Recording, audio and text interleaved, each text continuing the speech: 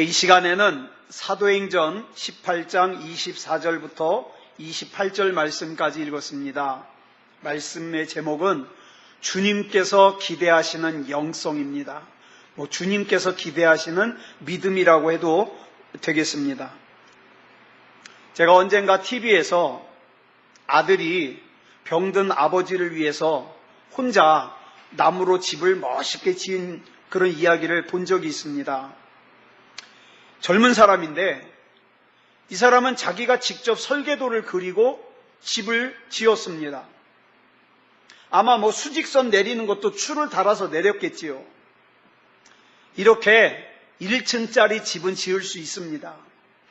그런데요, 건물이 점점 높이 올라갈수록 그렇게 대충 지을 수 없어요. 기초공사가 중요하고요, 철골 작업이 중요하죠. 저 63빌딩 같이 높은 건물은요, 정말 기초공사가 중요해요.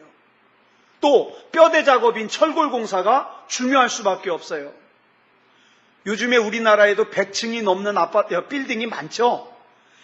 100층 이상의 건물을 지을 때는요, 어떻게 해야 되느냐? 물론 기초공사, 철골 작업 중요합니다. 근데 거기에 한 가지 더 하는 거 있어요. 뭐냐 하면 맨 꼭대기를 지을 때마다 그 꼭대기에다가 뭘 설치해 놓느냐? GPS를 설치해 놔요. 그래서 1시간에 한 번씩 인공위성을 통해 가지고 이걸 측정을 합니다. 이 건물이 지금 똑바로 지어지고 있는가? 1시간에 한 번씩. 왜 그럴까요? 낮은 건물은 무시해도 되는 문제들이요, 건물이 높아지면 높아질수록 더 신중해지고 조심스러워지는 거예요. 여러분, 저와 여러분이 어차피 예수 그리스도를 영접하고 구원받았습니다. 이제 나는 됐다, 나는 1층짜리 집만 있으면 돼, 그러면요, 대충 지어도 돼요. 대충 져서 천국 갈 믿음만 가지면 돼요.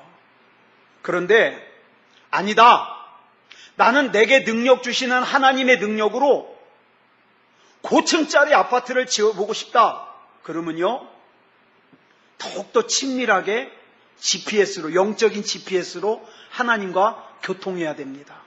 왜요? 1층짜리 집을 짓는 사람이 무시해도 되는 문제가 100층짜리 집을 짓는 사람에게는 치명적일 수 있거든요. 그러니까 우리가 단순히 구원받는 것만이 목적이라면 믿음이면 충분합니다. 그런데 우리가 구원받은 사람답게 능력 있게 살려면 성령 충만이 필요합니다. 성령 충만이. 여러분, 우리가 육체적인 삶만을 살기를 원한다, 그러면 성령 충만은 오히려 불편할 수 있어요. 왜요? 성령님의 간섭을 받아야 되거든요. 그럼에도 불구하고 우리가 성령 충만하기를 간절하게 원하는 것은 우리가 세상에서 육체적으로 편하게 사는 것이 우리 목적이 아니라 세상을 이기는 것이 우리 목적이기 때문에 그래요. 그래서 때로는 성령님이 나를 간섭하시는 것이 불편할지라도 성령으로 충만하게 해주시고 성령님께서 나를 간섭해 주시옵소서 기도하는 거예요. 그러니까 성령 충만은 육체적인 필요를 채우기 위해서가 아니라 영적인 필요를 채우기 위해서 필요한 거예요. 그런데 우리 주님께서 마태복음 6장 33절에서 뭐라고 말씀하셨습니까? 시작! 너희는 먼저 그의 나라와 그의 의를 구하라. 그리하면 이 모든 것을 너희에게 더하시리라 그랬어요. 우선순위가 있죠. 또 우리 자주 말씀드리는 요한 3서 1장 2절을 보면 뭐라 그랬어요? 사랑하는 자여, 내 영혼이 잘됨같이 내가 범사에 잘되고 강건하기를 내가 간구하노라 그랬습니다. 우선순위예요.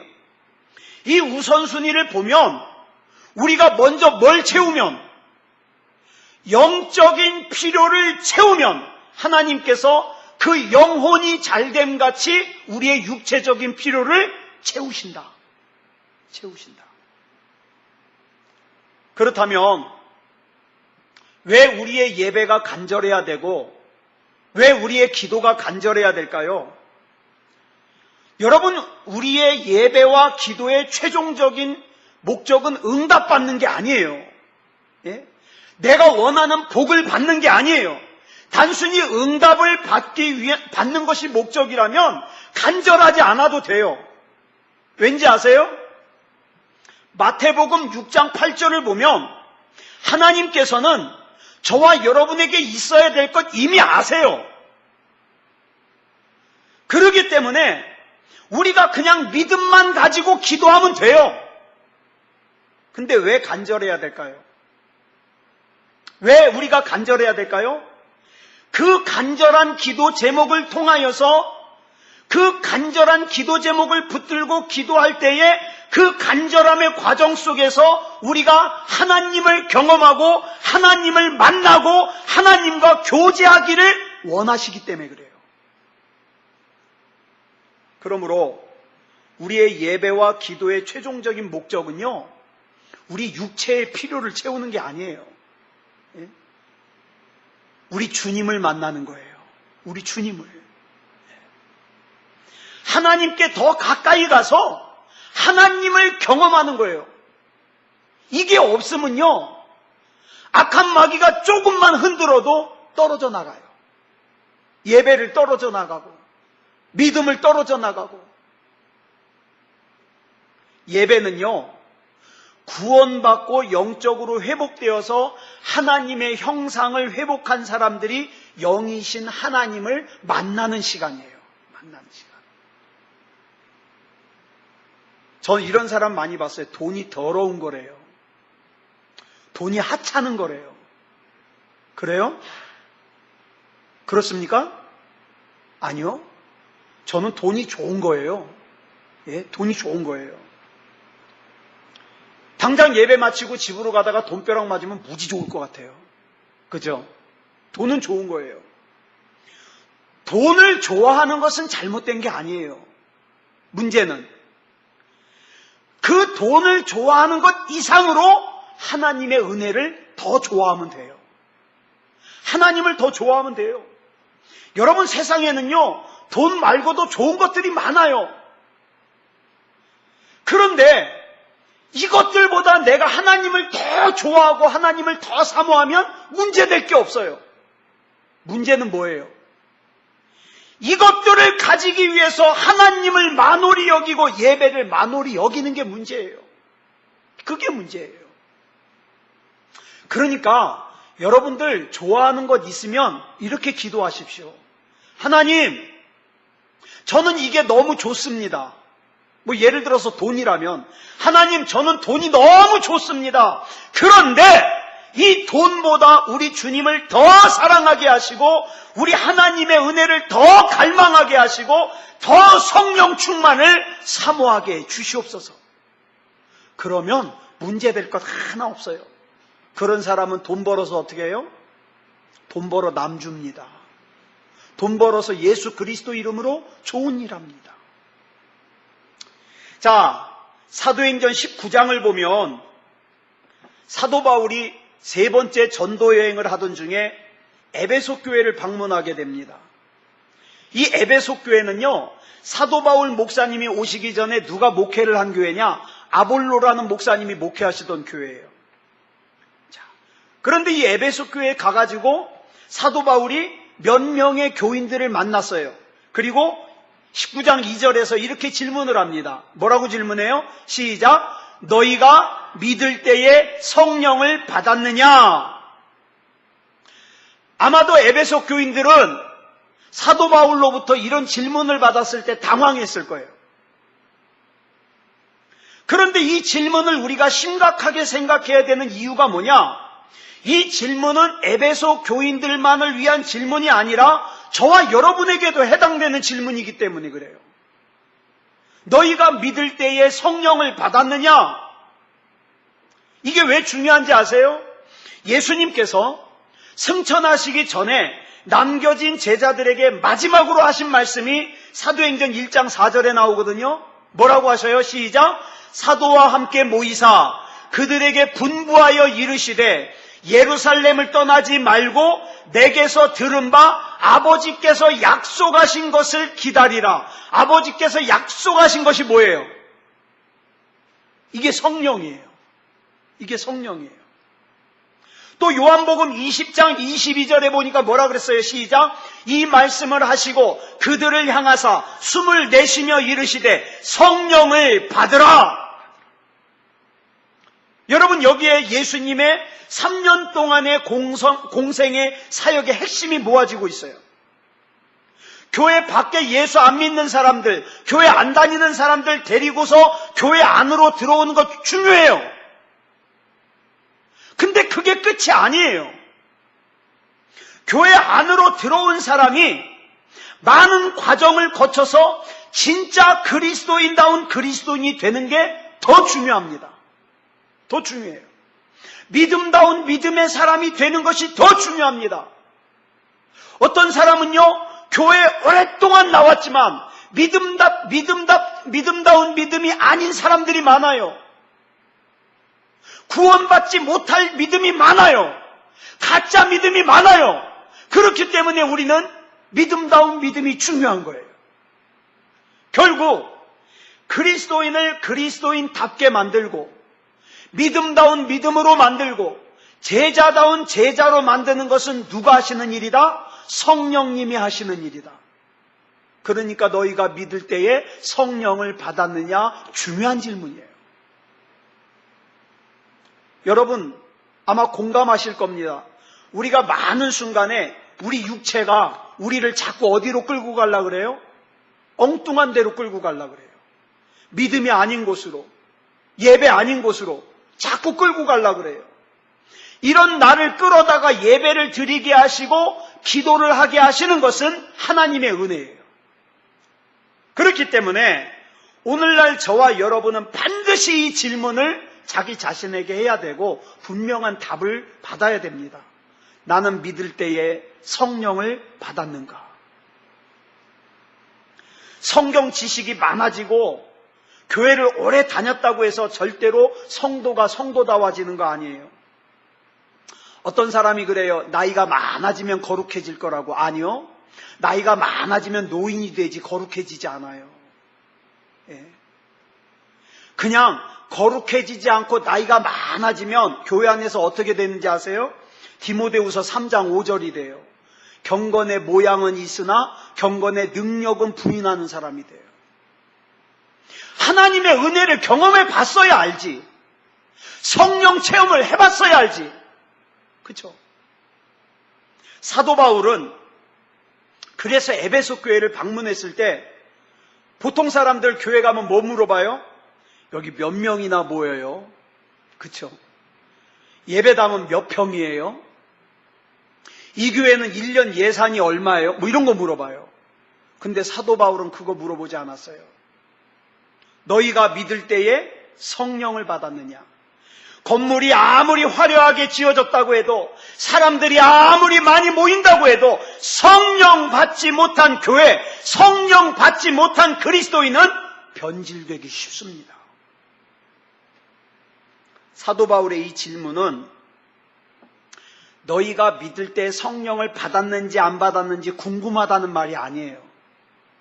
무슨 뜻이에요? 성령을 반드시 받아야 된다는 뜻이에요. 예를 들어서 우리 자녀들이 멀리 떠나 있으면 부모님이 통화할 때마다 물어보는 게 뭐예요? 밥은 먹었냐? 이거 물어보죠. 밥은 먹었냐? 무슨 뜻이에요? 너 밥 먹었는지 안 먹었는지 궁금하다는 뜻이에요? 아니에요. 밥은 꼭 먹고 다녀라 그 뜻이죠. 네? 너희가 믿을 때 성령을 받았느냐는 너희가 성령을 받았느냐 안 받았느냐 궁금하다가 아니라 너희가 믿을 때는 반드시 성령을 받아야 된다. 이거 강조하는 거예요. 에베소 교회 너희는 예수 그리스도의 보혈로 구원받은 사람들이니까 너희는 주님이 아닌 세상의 그 어떤 것으로 채워도 행복할 수가 없다. 이거를 가르쳐 주는 겁니다. 오직 성령으로 충만해야만 행복할 수 있어요. 세상이 주는 행복이요, 행복 비스름한 게 있어요. 잠시 잠깐 동안. 근데 그것은 금방 끝납니다. 주님께서 구원받은 우리에게 진짜 행복을 주기 위해서 우리에게 주시는 최고의 선물이 뭐냐? 성령님입니다. 성령님. 성령님의 능력만이 성도를 성도답게 할 수 있고 그리스도인을 그리스도인답게 할 수 있어요. 여러분, 예수님의 제자를 예수님의 제자답게 한 것은요, 많이 성경 공부한 게 아니에요. 또 예수님의 제자들이 예수님 따라다니면서 기적을 얼마나 많이 봤어요. 그죠? 그런데 그럼에도 불구하고 예수님의 제자들이 변하던가요? 아니요. 성경 보니까 예수님께서 하늘의 것을 말씀하시면 제자들은 땅의 것에다 관심을 두고 질문합니다. 예수님께서 영적인 것 말씀하시면 제자들은 육체적인 것에 관심을 두고 질문합니다. 예수님이 얼마나 답답하셨을까요? 그랬던 제자들이 오순절날 마가의 다락방에서 성령님을 받고 나니까 달라지더라. 그래서 예수님께서 제자들을 가르치시면서 벽에 부딪히셨을 때 예수님께서 요한복음 14장 26절에서 뭐라고 말씀하셔요? 이렇게 말씀하셔요. 시작. 보혜사 곧 아버지께서 내 이름으로 보내실 성령, 그가 너희에게 모든 것을 가르치고 내가 너희에게 말한 모든 것을 생각나게 하리라. 이렇게 말씀하셔요. 무슨 뜻이냐면 내가 지금 너희를 이렇게 가르치지만 앞으로 너희를 제대로 가르치실 분이 계시는데 그게 누구다? 성령님이다 이 말이에요. 성령입니다.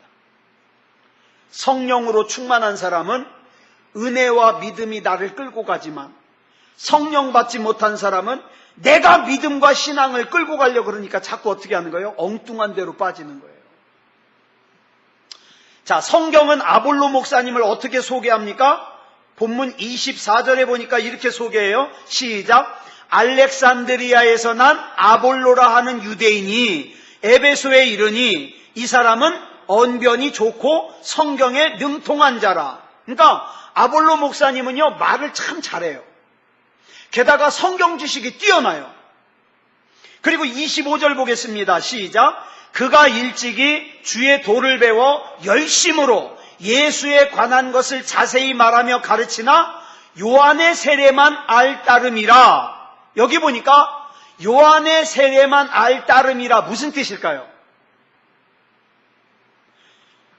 요한의 세례 외에도 더 알아야 될 것이 있는데, 더 중요한 것이 있는데 그것들을 알지 못했다 이 말이죠. 그러면 요한의 세례보다 더 중요한 게 뭐예요? 그게 성령 충만이에요. 성령 충만. 자, 다시 보세요. 아볼로 목사님은 주의 도를 알았어요. 복음을 알았어요. 또 본문 27절에 보니까 하반절에 뭐라 그랬어요? 시작. 그가 감에 은혜로 말미암아 믿은 자들에게 많은 유익을 주니, 즉 아볼로 목사님은 다른 믿는 사람들에게 은혜를 많이 끼쳤어요.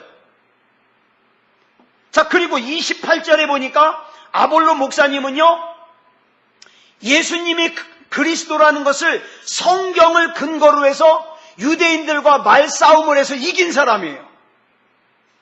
말을 참 잘해요. 성경 지식도 있고 말도 잘해요. 여러분, 유대인들이 어떤 사람들이에요? 성인이 되기 전까지 모세오경을 줄줄 외우는 사람들이에요. 이런 유대인들을 상대로 해서 말싸움을 해서 이길 정도로 말을 잘했어요. 이렇게 대단한 아볼로 목사님의 결정적인 문제를 25절에서 설명하기를 뭐라 그래요? 다시 한번 읽습니다. 시작. 그가 일찍이 주의 도를 배워 열심으로 예수에 관한 것을 자세히 말하며 가르치나 요한의 세례만 알 따름이라. 여러분, 신앙생활을 지식적으로만 접근하려고 하는 사람이 있어요. 그저 성경 공부만 중요한 줄 알아요. 성경 공부를 많이 하면 이 세상을 이길 수 있을까요? 여러분, 우리가 성경 공부를 통해서 이 세상 골리앗이 어떤 존재인가를 우리가 알 수 있습니다. 골리앗은 키가 얼마고 몸무게가 얼마고 골리앗이 가지고 있는 무기는 뭐고 이거 잘 알 수 있어요. 자, 이거 알면은 골리앗 이길 수 있어요? 아니에요. 골리앗을 이기려면 이 아는 것이 뭐가 돼야 돼요? 믿음이 되어서 믿음 안에서 하나님을 만나고 나면 사도행전 17장 45절에서 다윗이 했던 이 고백을 성령 충만한 저와 여러분이 할 수 있어야 됩니다. 뭐라고 고백했죠? 시작. 너는 칼과 창과 단창으로 내게 나오거니와 나는 만군의 여호와의 이름 곧 네가 모욕하는 이스라엘 군대의 하나님의 이름으로 내게 나아가노라. 너는 세상의 능력과 세상의 스펙과 세상의 자랑거리로 너는 세상을 이기려고 하지만 나는 네가 비웃는 하나님을 믿는 믿음으로 가는데 이 하나님이 어떤 하나님이냐? 이스라엘 군대의 하나님이다. 이 하나님의 이름으로 나는 너를 이길 것이다. 이런 고백 누가 할 수 있어요? 성령 충만한 사람이 할 수 있어요. 왜 신앙생활 한다고 하면서 자꾸 넘어집니까? 왜 별것도 아닌 일에 마음을 상하고 삐치고 시험 들고 넘어지고 교회 떠나고 예배 방학하고 왜 그래요? 하나님을 머리로만 아는 거예요. 머리로만. 이 머리로만 알다가 이것이 내 생각과 다르니까 어떡합니까? 거기서 엎어져 버리는 거예요. 여러분, 상식적으로 계산하면 절대 다윗은 골리앗 못 이겨요. 그러니까 내가 머리로 안 하나님의 지식으로 계산해 보니까 나는 세상을 이길 수 없다. 내 인생은 바뀔 수 없다. 그러니까 어떡합니까? 시도도 안 해요. 기도도 안 해요. 내 인생의 문제를 걸고 내 자녀를 걸고 우리 가정을 걸고 우리 교회를 걸고 이 나라 이 민족을 걸고 부르짖어 기도 안 해요. 왜? 해봤자라고 생각하니까. 나는 칼도 없어. 나는 창도 없어. 나는 방패도 없어. 내가 하는 노력은 헛돼. 안 해요. 안 해요. 사랑하는 여러분, 그런데 성령님으로 말미암아 믿음다운 믿음을 가진 사람은요, 세상이 얼마나 강한지 알 필요가 없습니다. 왜요? 어차피 내가 믿는 하나님은 세상보다 강하시니까, 내가 믿는 하나님은 세상을 이길 거니까 골리앗 알 필요 없어요. 그러니까 뭘 의지해서 나가요? 만군의 여호와의 이름을 의지해서 나가는 거예요. 사랑하는 여러분, 사도행전 19장 2절에서 너희가 믿을 때에 성령을 받았느냐? 물으니까 에베소 교인들이 뭐라고 대답해요? 아니라, 못 받았다 이 말이죠. 우리는 성령이 계심도 듣지 못하였노라. 그래서 에베소 교회는 사도 바울이 방문하기 전에는 아무 문제가 없었어요. 진짜 아무 문제가 없었던 거예요? 아니요. 아무 문제가 없는 게 아니라 문제가 있다는 걸 몰랐을 뿐이에요. 몰랐을 뿐이에요. 겉으로 보기에는 아무런 문제가 없어 보이고 좋아 보이는 교회였지만 영적으로 눈이 열린 바울의 눈에는 중요한 것이 빠져있는 문제가 있는 교회로 보이더라 이 말이에요. 사랑하는 여러분, 하나님이 저와 여러분 쓰고 싶은데, 능력 있게 사용하고 싶은데 허구한 날 앉아가지고 뭐라고 대답해요? 아니라 우리는 성령이 계심도 듣지 못했다. 이러고 앉아있으면 영적인 고층 빌딩을 어떻게 지을 수 있냐 이 말이에요. 에베소 교회의 문제에 대하여 사도행전 18장 25절에서 이렇게 말했다 그랬죠. 아볼로에게 이렇게 배웠어요. 어떻게? 시작. 그가 일찍이 주의 도를 배워 열심으로 예수에 관한 것을 자세히 말하며 가르치나 요한의 세례만 알 따름이라. 참 안타까운 말이에요. 요한의 세례만 알 따름이라. 여러분, 이 안타까움이요, 사도 바울의 안타까움이었고 하나님의 안타까움입니다. 에베소 교회가 주님께서 원하시는 교회다운 교회가 되기 위해서는 반드시 성령으로 충만해야만 돼요. 여러분, 저와 여러분 안에 담으신 하나님의 뜻이 이루어지려면 성령으로 충만해야 돼요. 저와 여러분이 하나님 이용해가지고 내 육체에 필요한 거 채우려고 그러면 하나님이 그거 모르시겠어요? 자, 아볼로는요, 복음도 알아요. 성경도 잘 알아요. 구원의 확신도 있어요. 예수님을 전하는 일도 해요. 그렇지만 성령의 능력이 없을 뿐만 아니라 성령을 알지도 못했어요. 이것이 안타까웠던 사도 바울은 에베소 교회 성도들을 모아놓고 성령 집회를 했고, 성령 받은 에베소 교회가 얼마나 크게 하나님 앞에 쓰임받았는지 몰라요. 사랑하는 여러분, 하나님은 저와 여러분을 크게 쓰시고 싶어 하셔요. 주저앉아 있으면 안 돼요. 우리 한국교회 초기 기독교 교회사를 보면 감리교회 아주 재미있는 얘기가 하나 있어요. 어느 교회에 목사님 별명이 마른막대기예요. 마른막대기 목사님이 있었어요. 이 목사님 별명이 왜 마른막대기냐면 목사님의 몸이 바짝 말라서 마른막대기가 아니라 교단에서 이 목사님을 어떤 교회로 파송하기만 하면 가서 성도들 다 떨어뜨려 놓고 교회를 마른막대기로 만들어가지고 마른막대기 목사님이에요. 그래서 교단에서 이제 이 목사님을 파송을 안 하려고 막 그랬어요. 그랬더니 이 목사님이 이제 감리교는 감독이라 그러잖아요. 감독 목사님을 찾아가가지고 막 사장하는 거예요. 한 번만 더 파송해달라고. 이번 한 번만 더. 이번 한 번만 딱 더 파송해주면 내가 최선을 다하겠다고. 그래 겨우겨우 어느 시골 교회로 파송을 받았어요. 근데 이 목사님이 곧장 파송받은 교회로 가신 게 아니라 이번에는 조용한 산속으로 먼저 들어갔어요. 왜? 이번이 마지막이잖아요. 이번에 마른막대기 만들면 이제 다시는 목회 못하잖아요. 그래서 산속으로 들어가가지고 하나님 앞에 처절하게 기도하는 거예요. 하나님, 내 목회를 이렇게 마른막대기로 끝낼 수 없습니다. 하나님, 내가 하는 거 아니잖아요. 하나님이 하시는 거잖아요. 하나님이 붙잡아 주세요. 하나님이 붙잡아 주세요. 기도했어요. 그리고 나서 이제 그 교회로 왔어요. 첫 번째 주일이 됐어요. 이제 드디어 마른막대기 목사님이 첫 번째 설교를 하는 날이에요. 근데 그 교회 교인들이 목사님 별명을 이미 다 알아요. 우리 교회 이번에 오시는 목사님이 마른막대기 목사님이래. 야, 마른막대기 목사님은 설교를 어떻게 하나 궁금하다. 그래가지고 그 교회 교인만 아니라 옆에 교회 성도들까지 와서 앉았어요. 교회가 꽉 찼어요.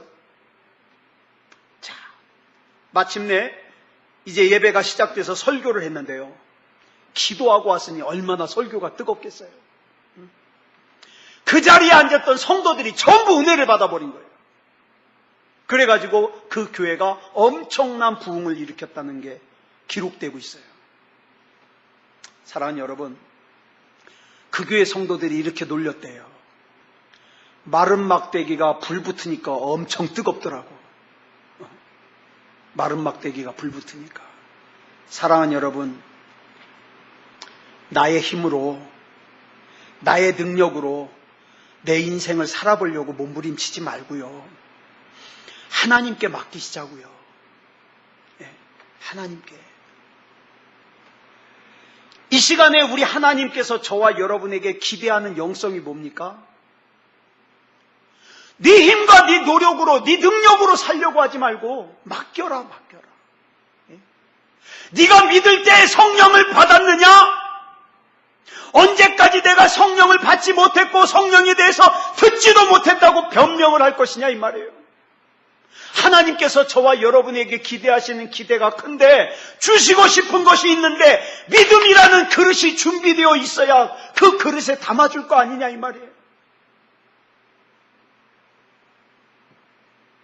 저와 여러분의 마른막대기 같은 인생에 성령의 불이 붙어서 놀라운 역사가 일어나야 되지 않겠습니까?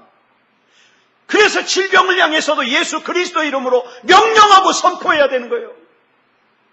예? 이번 주간에 어떤 분이 전화를 했어요. 여자분인데 연세 드신 분 같아요. 예전에 제가 했던 여호와 삼마에 대한 설교를 듣고 전화를 했대요. 다른 설교도 어떻게 들을 수 있냐고. 그러면서 하는 말이 그래요. 치유사역도 하시냐고. 그게 제가 그랬어요. 치유는 하나님이 하시는 겁니다. 치유는 특별하게 있는 게 아니라 하나님이 하시는 겁니다. 하나님이.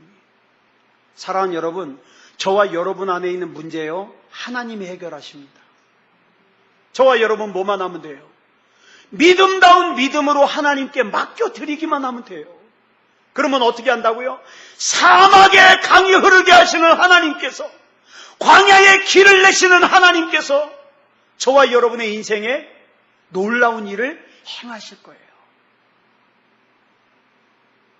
자, 오늘 이 밤에 우리 기도하러 모였잖아요. 어떻게 할까요? 내가 원하는 영성이 아니라 하나님께서 나에게 원하시는 영성으로 기도하시지 않겠습니까? 하나님이 나 붙잡아 주세요. 하나님 앞에 믿음을 가진 사람은 하나님이 부끄럽게 안 한다 그랬잖아요. 수치당하지 않게 한다 그랬잖아요. 나 하나님 믿어요. 나 아무 능력 없지만, 나 아무 힘이 없지만 하나님께서 그렇게 해주실 걸 믿어요. 난 하나님 앞에 내 전부를 맡기니 하나님이 나 책임져 주세요. 누가 이렇게 이 밤에 기도하시겠습니까? 이 밤에 이렇게 하나님이 원하시는 영성으로 하나님 앞에 기도하여 놀라운 응답을 경험하는 저와 여러분이 되기를 그리스도 예수님의 이름으로 축원합니다. 기도하겠습니다. 사랑의 아버지 하나님, 은혜를 감사합니다. 오늘 이 시간에 우리 하나님께서 함께하여 주셔서 하나님 앞에 하나님이 기대하시는 영성이기를 말씀을 통하여 살펴볼 수 있도록 인도해 주시니 감사합니다. 하나님, 내가 그저 교회 왔다 가는 것으로 끝나는 것이 아니라 하나님이 기대하는 영성이게 해주시옵소서. 하나님이 기대하는 믿음이게 하여 주시옵소서. 하나님께서 우리 안에 담아주고 싶은 것, 담을 수 있는 믿음의 그릇이 준비되게 하여 주시옵소서. 예수 그리스도 이름으로 명령하여 질병도 떠나가게 하시고 어려움도 떠나가게 하시고 내 인생이 광야라고 생각됐던 길에 하나님이 길을 내주신 것을 경험할 수 있게 하여 주시옵소서.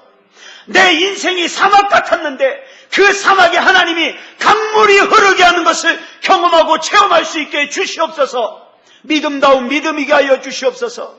이 밤에 우리 하나님께서 붙잡아 주시고 책임져 주실 줄 믿사오며 그리스도 예수님의 이름으로 간절히 기도드려 싸움나이다.